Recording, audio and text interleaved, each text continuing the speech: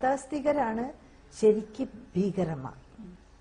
ഏത് മതത്തിലുള്ള യാഥാസ്ഥികനും ഭീകരനാണ്. അവനവന്റെ അഭിപ്രായം മറ്റൊരാളുടെ മേൽ ചുമത്തുക, അതാണ് ഫാസിസം.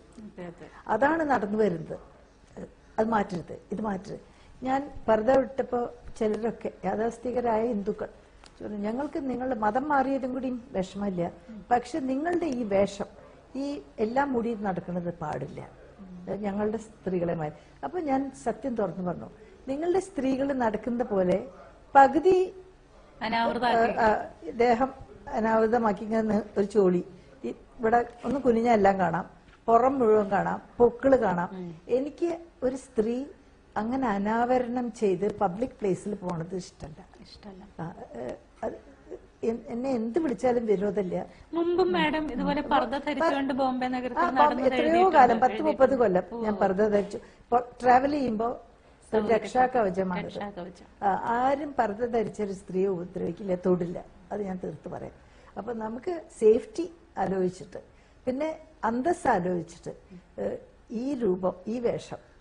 ഇപ്പൊ ചിലരൊക്കെ ഫോൺ ചെയ്ത് ചോദിക്കുന്നുണ്ട്, ക്വസ്റ്റ്യനെയർ അയക്കുന്നുണ്ട്, മറുപടി അയക്കില്ലാണ്. ഡൽഹിയിൽ നിന്ന് വന്നു, ഇപ്പൊ ടൈംസ് ഓഫ് ഇന്ത്യ എന്നൊരു ശോഭ ജോൺ, പിന്നെ ഒരു മേനോന, മറ്റേ തിരുവനന്തപുരം സന്നൽ.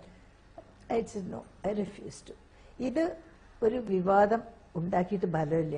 എനിക്ക് ശരീരഭാഗങ്ങളെ ഇങ്ങനെ പരപുരുഷന്മാരുടെ ഒക്കെ മുമ്പിൽ കാണിച്ച് അനാവരണം ചെയ്ത് കാണിച്ചിട്ടുള്ള മാന്യത എനിക്ക് ഇഷ്ടമല്ല, സഹിക്കില്ല. അത് ഞാൻ തീർത്ത് പറയാം. You don't have to.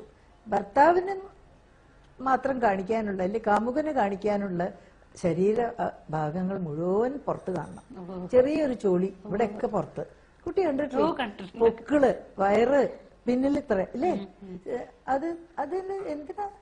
അത് പൊതുസ്ഥലങ്ങളിലൊക്കെ പിന്നെ ഈ സ്ഥലങ്ങളൊക്കെ ഒളിച്ചു വെക്കേണ്ട സ്ഥലങ്ങളാണ്, സ്വകാര്യ സ്ഥലങ്ങളാണ്. ഇതൊക്കെ ഇങ്ങനെ ദാ വരുവൻ കാണുവൻ റെസിപ്പി എന്ന് പറയാൻ ഞാൻ യോജിക്കില്ല. തീർച്ചയായും ദിസ് ഈസ് മൈ ചോയ്സ്. എനിക്ക് ഏറ്റവും സന്തോഷം തന്നിട്ടുള്ളത് മുസ്ലിം ആയപ്പോ ഈ വേഷം ധരിക്കാനുള്ള ലൈസൻസ് കിട്ടി. അപ്പോ അത് ഞാൻ മരണം വരെ അങ്ങനെയായിരിക്കും. മരിക്കുമ്പോ വെളുത്ത പ്രാർത്ഥന കുപ്പായം ഇടും, തലയിലിടിപ്പിച്ചിട്ട് അവര് കിടത്തും.